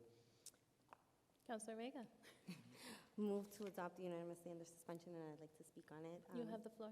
These are the same stairs I was just talking about, and I actively work on organizing on these stairs. A couple years ago, we painted them beautiful colors, and we had different floral arrangements put up there. But unfortunately, it has not been upkept, and the lighting is very poor. And I'd say, now that warm weather is coming, a lot of folks use those stairs. Me, I'll say from personal experience, I use those stairs to take my children to the elementary school, which is much easier than driving in crazy traffic in the morning. But I'd say it's unfortunate. But I've experienced just, a couple weeks ago, having to stop midway and kind of announce, hey, I'm coming down the stairs, excuse me, in a very nice, polite way, to the folks that were using it for negative activity. And I did see, exposed needles and things like that there. And other adult feces and stuff. So I just want to make sure that that is being cleaned and that we, you know, given that that is a dark area and it's also close to the methadone clinic, like strategically, if some of our navigators can kind of make their rounds there as well, you know, if we can support folks to get off the streets and get the support system that they need for mental health and substance abuse problems, I'd love that as well. Thank you, Counselor. Counselor Jimenez. I would just like to second Councillor Vega's orders on this, and I think she lives just a few houses down. I live only a few more houses further down, and I know this is an area where our 3-year-old loves to run up and down the stairs. It's great if parents need somewhere to just tire your kid out so they can go to bed earlier. It's really a great place, and we want to make sure that our community is able to use this space, which is it's a very nice space. There's a lot of color in the stairs, which I know kids love, and in addition to the path to the school. So anything that we could do to really make sure that this is an area that is welcoming to our families would be great. So looking forward to anything that we can do to help us folks who live in the area. Thank you, Counselor. Moving on to the next item. We have an order introduced by Councilor Vega. Order that the city manager direct the Department of Public Works Commissioner to investigate the overgrown tree between 116 and 120 Clark Avenue and address the sidewalk damage caused by the tree's overgrown roots. Counselor Vega. Move to adopt unanimously under suspension, and I'd like to speak on it. I think it's pretty self-explanatory in terms of this massive overgrown tree that is there, and it's dangerous to walk on. And I'd say, from someone that uses heels all the time, I'd prefer walking on the street versus that sidewalk because it is impossible. So, please take a look at it. If we can figure something out, that'd be great. Thanks. Thank you, Counselor. Yes, go ahead, Counselor Garcia. As someone who is always over her cousin's house, I try not to park there. And so thank you for raising awareness to this issue. Can I add something? I'm just joking. Let's move right along. We have an order introduced by Councilor Brown. Order that the city manager instruct the Department of Public Works Commissioner to ensure crosswalk markings near the commuter rail crossings and throughout the city of Chelsea are visibly painted to ensure the safety of drivers and pedestrians. Counselor Manuel Teshi. Move to adopt and file under suspension. Seeing no objections, moving on to the next item. We have an order introduced by Councilor Robinson. Order that the City Council President request an update from Chelsea's representative to the Northeast Metro Regional Vocational School Committee on the last meeting of the committee. Adopt this unanimously under suspension if there are no objections. Seeing no objections, thank you, Counselor. Counselor Garcia. Hey, team, you will receive a written report in the next meeting. Thank you. Thank you, Counselor. Just for clarification for the public, Kelly Garcia, Counselor Garcia, is our school-appointed representative, and she is in full-on communication with our vocational school representative, and so she will maintain this body informed as much as possible at each meeting. Moving on to the next item. Next, we have an order introduced by Council President De Jesus regarding the designation of parcels at 15 and 29 Eastern Avenue as Lewis Howard Latimer Overlook. Whereas the city owns the parcels located at 29 Eastern Avenue and 15 Eastern Avenue, documented as parcel IDs 15-5 and 15-4, cataloged under Book 68697 and page 39 on the city's assessor maps. And whereas this property was sold to the city by the Commonwealth on the condition that it be used as open space in perpetuity under Mass General Law Statute 2020, Chapter 274. And whereas the priorities detailed in the city's 2017 through 2024 Open Space and Recreation Plan include taking advantage of Chelsea's waterfront and scenic resources, as this park will do, and integrating the open space system into the fabric of Chelsea. And whereas this area carries significant pedestrian traffic between Chelsea and East Boston and is the southern terminus of the Chelsea Greenway. And whereas the new open space, in addition to providing scenic views and passive recreational space, will provide flood storage for waters from Chelsea Creek and help to make Eastern Avenue more resilient to flooding. And whereas the city, through the Department of Housing and Community Development, intends to construct passive open space on this site, providing scenic views of the Chelsea Creek, and pursue grant applications to fund the same. And whereas Lewis Howard Latimer was a native of Chelsea, who went on to be one of the first great black inventors and to make substantial contributions to our city's technological advancement. And whereas Mr. Latimer is not already recognized on the streets or parks of Chelsea and should be appropriately recognized and celebrated for his contributions.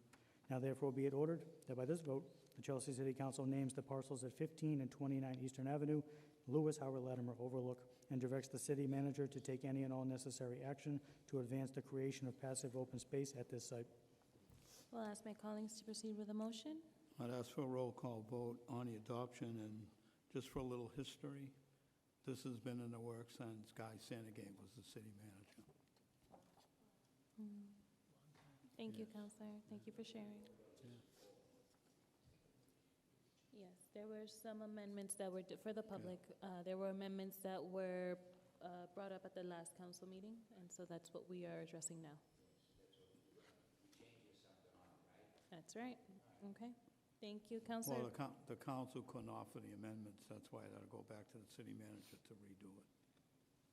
Thank you.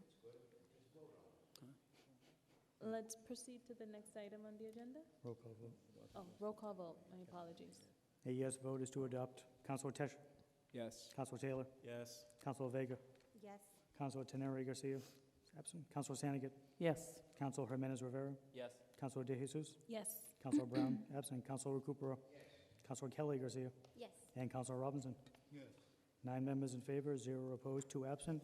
Order is adopted. All right, moving on. Next, we have an order introduced by Council President De Jesus, ordered that a meeting of the Subcommittee on Conference be held with Flatiron Energy regarding the proposed Energizer storage project. I will ask Councilor Taylor to please take my seat real quickly so that I can share a brief description.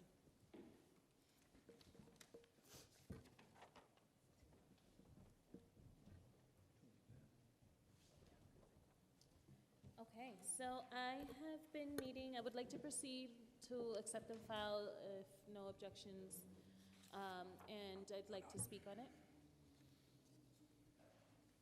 You have the floor. Thank you, Counselor.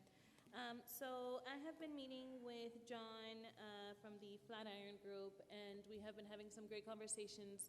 I know he has reached out to many of my colleagues as well. He wants to make sure that this project is fully transparent and incorporative of all of the concerns, ideas, thoughts, opinions of everyone on the body. I think that this next step is basically just for the council to see the final or most recent version of the plan. He's been working a lot with our departments here as well, DPW and our housing department, working closely with our city manager and Ned. Just really glad of the approach that this group has taken and making sure that we are not caught on by a surprise presentation, but fully aware of what this project looks like. In addition to that, this being my district, he has reached out to many of my constituents, in particular to the immediate neighbors of this project, to make sure that they have an opportunity to also share their opinions. He's open to incorporating, although this will be a battery storage facility, the zoning in this area requires, does not, so I know that they're, immediately when we're talking about land and vacant spaces, we're thinking housing because of the immediate housing crisis that we have right now. Because of the zoning, this type of project is the project that would be feasible in this area. And so I just want to make sure that the public knows that although we know housing is a priority, there are certain zoning restrictions that prohibit sometimes that type of development in certain areas. And so I'm really grateful that this project is, however, incorporating the neighborhood, incorporating the needs for arts and visual attraction and areas for the neighboring communities, or dog walkers, children who are walking up and down the street to get to school are able to have some type of development that is attractive to the eye and not just a simple new building put up. So I'm really excited for this presentation, and I look forward to hearing the rest of my colleagues' input on it. Councilor Sandegate. Thank you. I was contacted by Flatiron as well and haven't been able to meet with them, but I did forward questions to them that I can share now that they have not yet replied, but said that they would soon. So basically, what are the risk factors for the surrounding area should something go awry with any of the storage components? How did you determine the $578,000 figure for the host agreement? What type of safety plan do you anticipate putting together? And what is the project timeline? None of that was clear in their proposal or what I read. So I'm waiting to hear from them.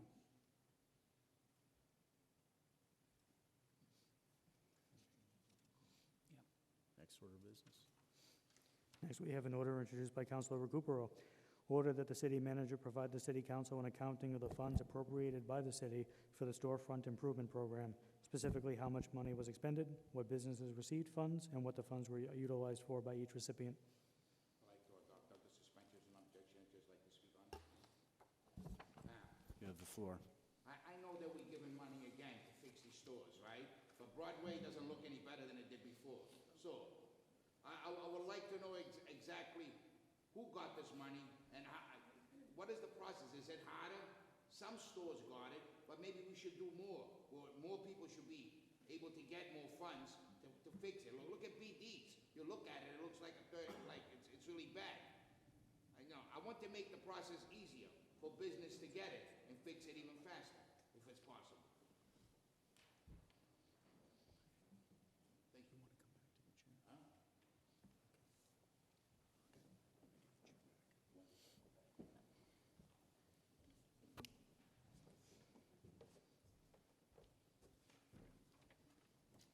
Okay.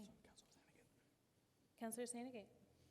I was just going to say I respectfully disagree with Councilor Recupero as far as what the improvements have done. I've noticed some beautiful new signs, and there are more that I would like to see beautified, but I have seen quite a difference, and I think when you drive down Broadway, things look better. We can do better. It's a work in progress. Councilor Teshing. Thank you, Councilor.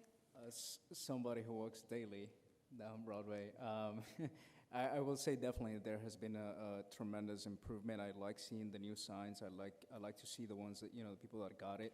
I think we got to do more, right? And I agree with you. I think there are a couple of signs out there that could use help. So I would definitely like to see. Thank you, Councilor. Seeing no other comments, moving on. We have an order introduced by Councilor Recupero. Order that the city manager work with the parking clerk and other relevant departments to streamline the online process for Chelsea residents to pay parking tickets. Is there a motion on the floor? I'd like to adopt and suspend. You'd like to speak on it? You have the floor, Councilor. Okay, this is very simple and easy. That you get a parking ticket. You get 21 days to pay your ticket. So that's the amount of time you have. So now when you pay it online, they make you pay every other ticket. That's going against what everything stands for.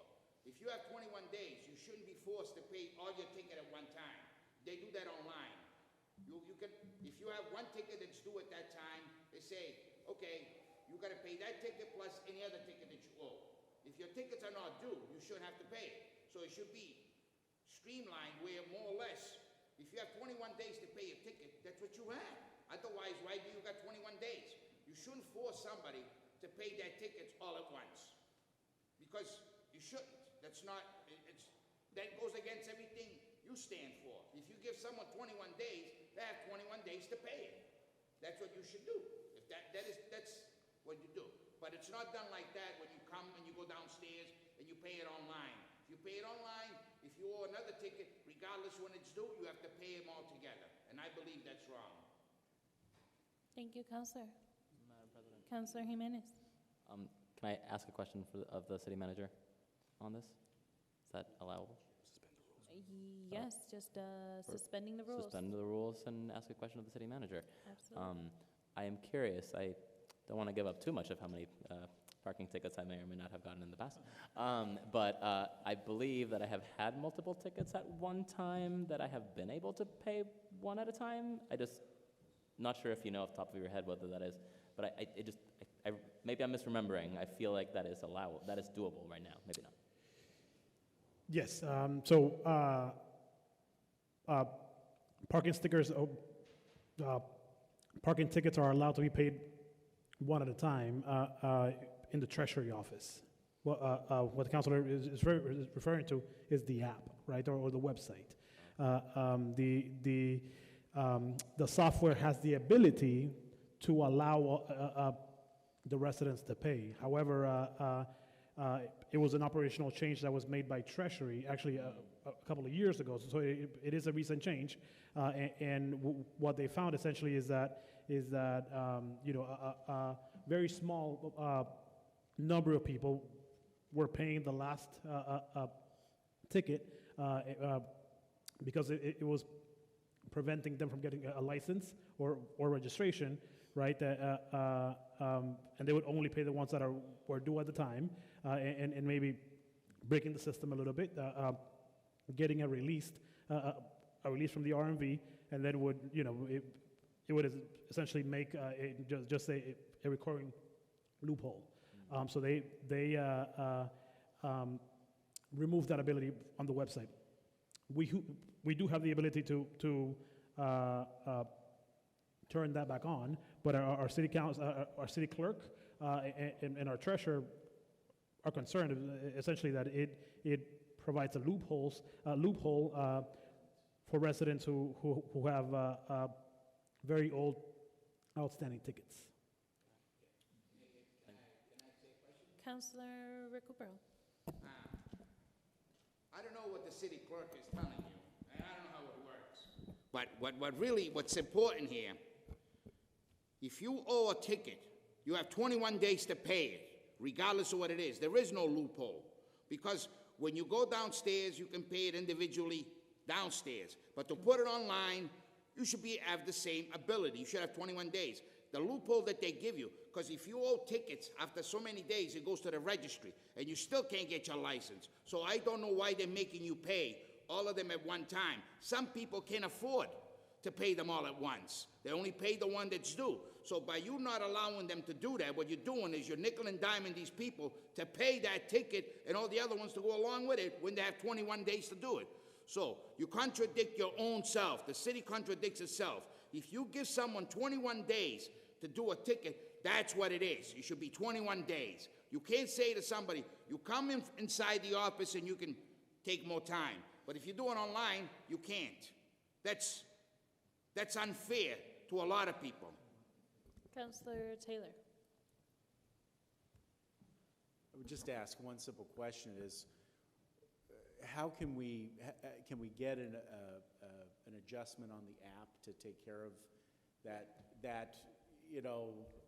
if that indeed exists, where people, I don't know why people wouldn't just wait then to pay them all up until when the 21 days is about to expire on the ones that they don't want to pay. But it seems like if we can get an adjustment on the app, that doesn't seem like it's the biggest deal in the world. Sure. Thank you, Councilor.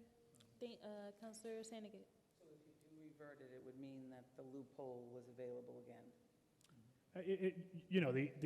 I think we change things. Every once in a while.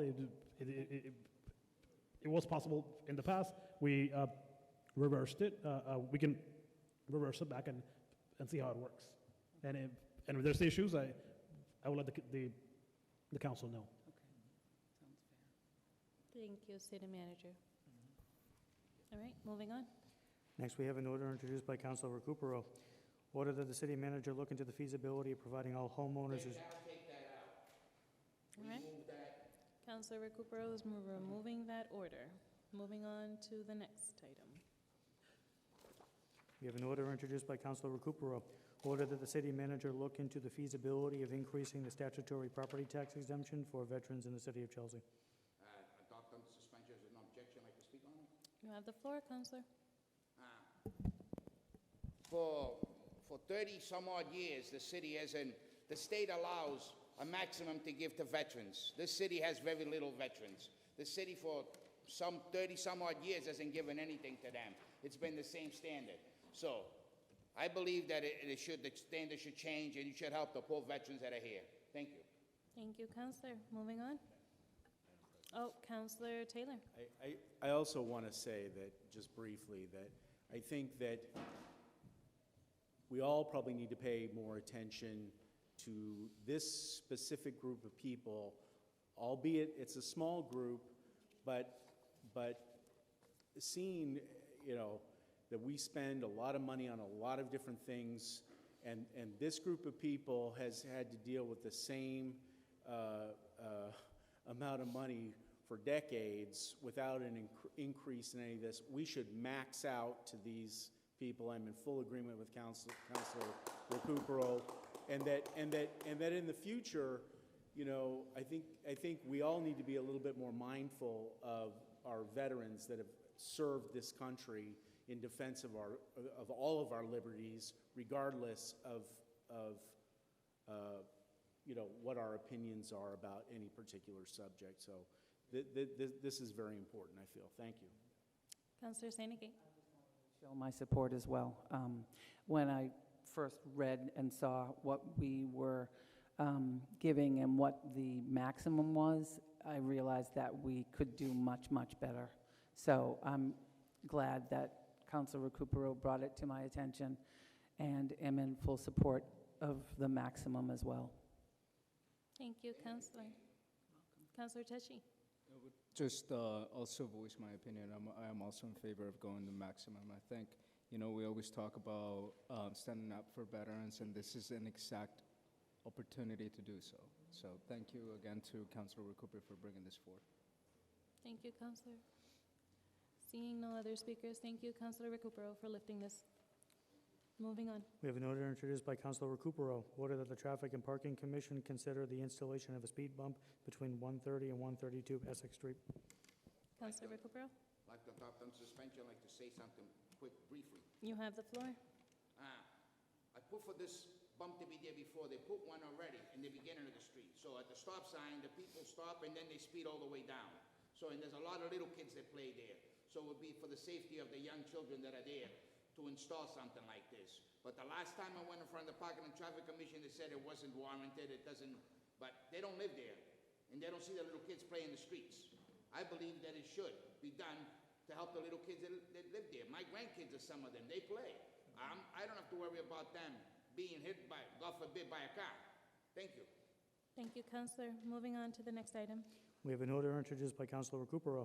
Order that the Traffic and Parking Commission consider the installation of a do not block intersection sign at the corner of Essex Street and Pearl Street as a temporary measure until the completion of the Park Square redesign project. I'd like to adopt on suspension. I'd like to speak on it real quick. You have the floor, Counselor. Okay, I put for this before too, and they denied it. They say it wasn't warranted. I don't understand why nothing is warranted. I live there. A lot of more people live there. That area is congested like anything. Once the traffic comes from East Boston, they block everything off. So to go up Essex Street, it'll take you forever. It'll take you half an hour just to get from where Roker is to go to the other side because everything is blocked in. I understand now that they're going to have a new configuration. They're going to figure out how to do it. But meanwhile, why not help the poor people that live there? What does it hurt to help the person? They say you can't put that sign. Yes, you can because you have one on the other side. You have one on Park Street that says stop, and you have one on the other side. So if you have them on two corners, it's not a four-way intersection. The only thing that I was asking, they said they were going to do it, just put a sign that says, please do not block the entrance of the street. What's so hard about that? Is that asking too much for a sign so people can go up where they live? Thank you. Thank you, Counselor. Moving on. We have an order introduced by Councilor Recupero. Order that the city manager instruct the police chief to directly provide the city council crime reports on a weekly basis. Counselor Recupero. I'd like to adopt the suspension and objection. I'd like to say something real quick. You have the floor.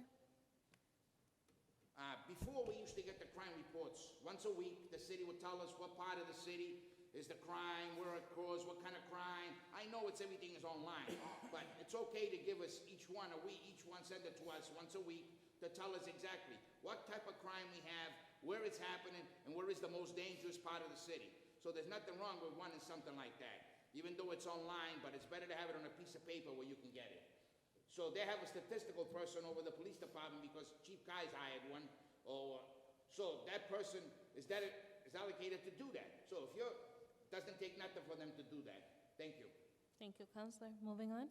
We have an order introduced by Councilor Recupero. Order that the city manager direct the police chief to look into increasing walking and bicycle patrols by officers. I'd like to adopt on suspension of no objection. I'd like to speak on it real quick.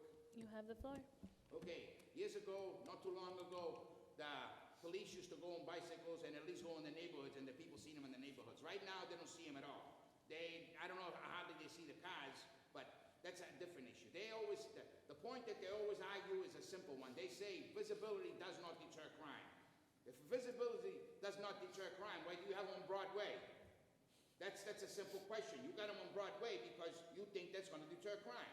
So I've never heard where seeing a policeman doesn't deter crime. You can't stop crime. Crime's been around for 1,000 years. So to say you're going to stop crime, it's a waste. But you can at least, let me put it another way, at least if they see people, they don't want to commit crime. Or they'll wait until they go away to commit a crime. That's another way they can do it. But at least show them. Go around, and it's good for them too. Exercising is good. I know. I need to exercise myself. Thank you. Thank you, Counselor. Moving on. Next, we have an order introduced by Councilor Robinson. I'd like to withdraw my order. Okay. Order being withdrawn by Counselor Robinson. Moving on. The next item under new business was taken out of order. Next order, we have an order introduced by Councilor Jimenez Rivera. Order that the Traffic and Parking Commission consider the removal of daytime parking restrictions on Beacon Street from Chestnut Street to Mulberry Street. Counselor Jimenez. Refer it to the traffic. I'd like to refer this to the Parking and Traffic Commission, and I'd like to speak on it. You have the floor. Sorry? You have the floor. Oh, thank you. So I just want to note that this is something that has been brought to the Parking and Traffic Commission prior. I know many of us have heard from one of our residents on the street who has been trying to change the parking enforcement here. The letter that they had sent initially to the Parking and Traffic Commission was signed onto by a number of residents.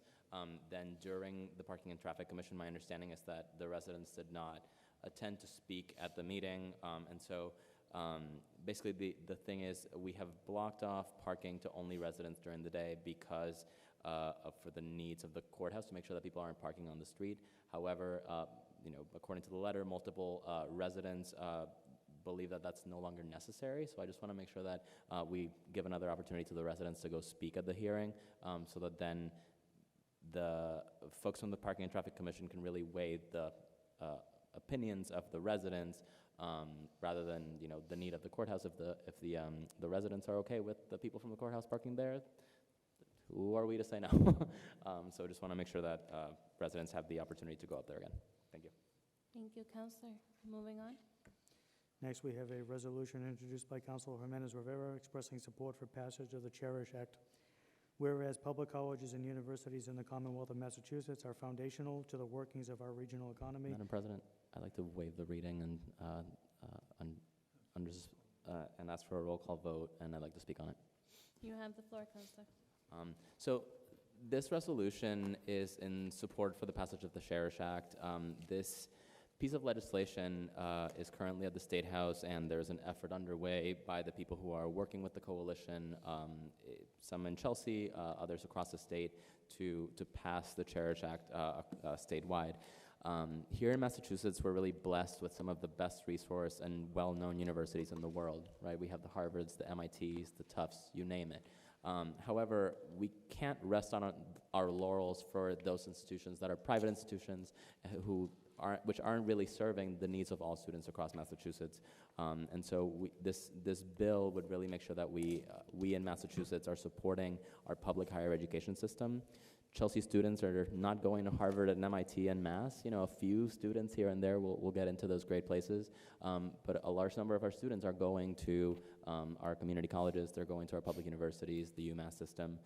So I just want to make sure that we are doing everything in our power to support the state investing, not only in the way that they've done in our K-12 system, which we saw with the Student Opportunity Act that we spoke about at the last meeting with the school committee and the superintendent, but really to do this for our higher education system as well, so that our students can graduate from Chelsea High School and then go on to really get the education that they need to access all the different career opportunities that are going to help them succeed and be able to remain in Chelsea.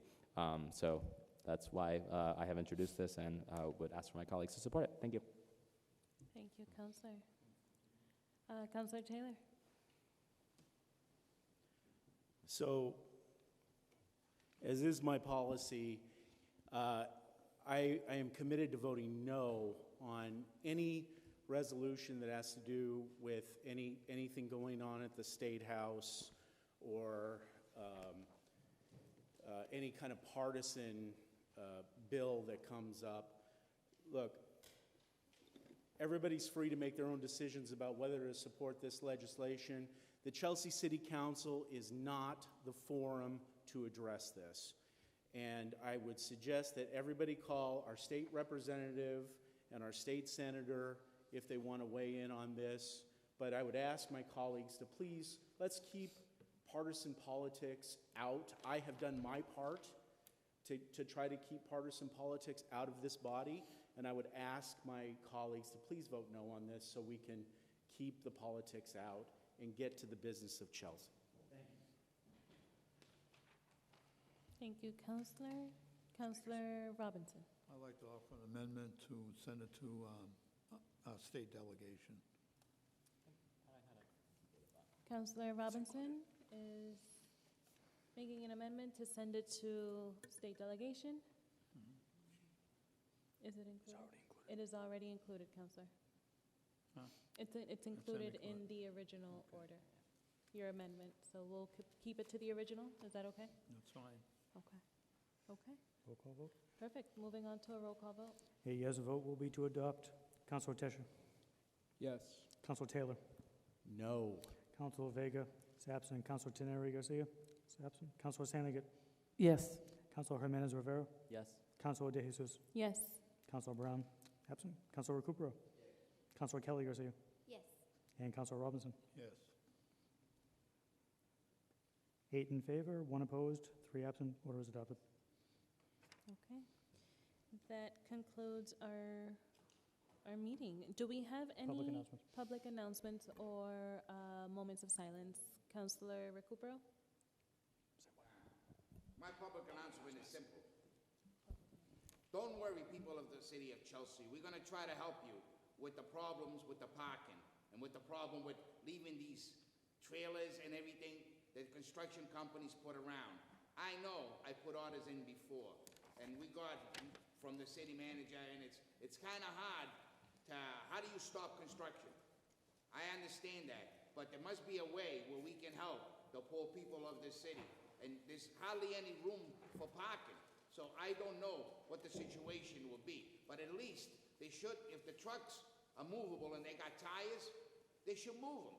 That's the ordinance we had. We have an ordinance that says you cannot keep equipment on the street that has tires and can be towed.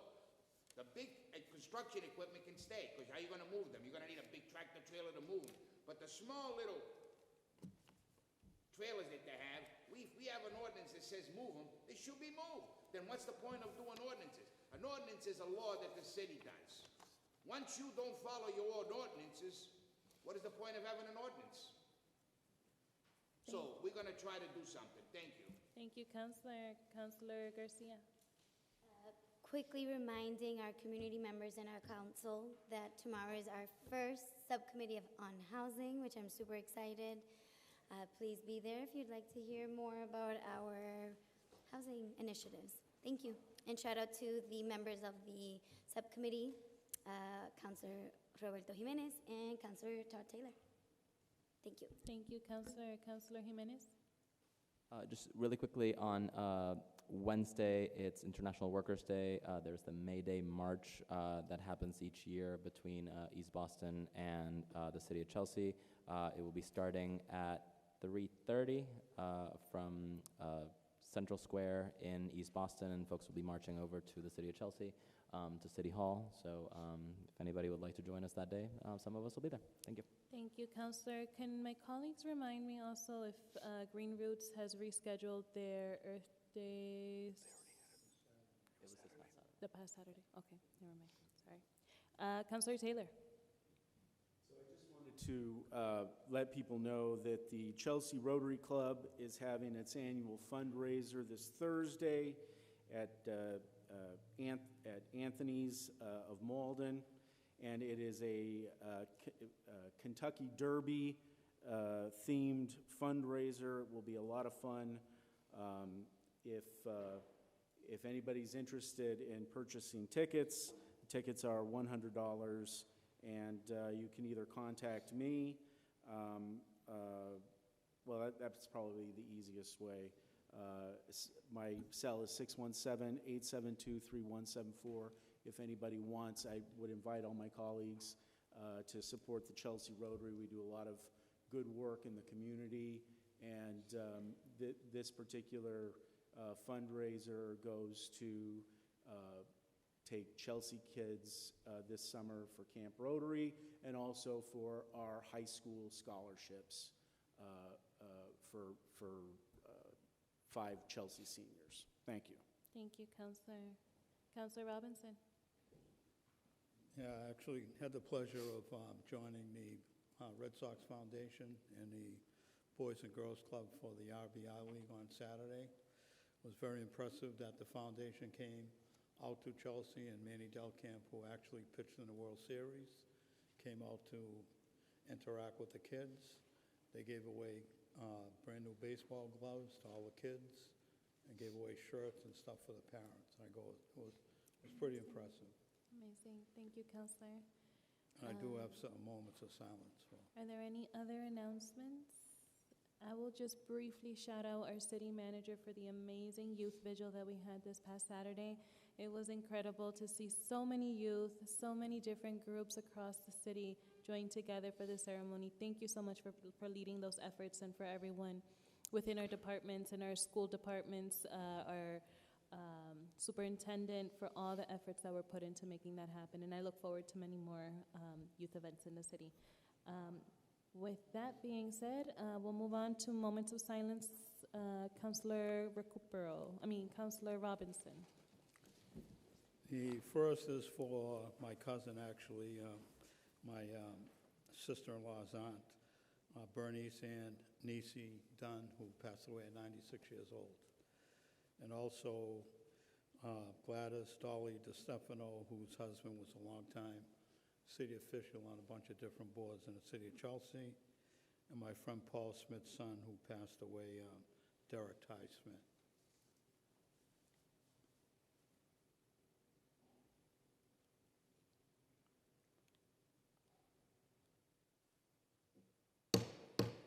Thank you, everyone.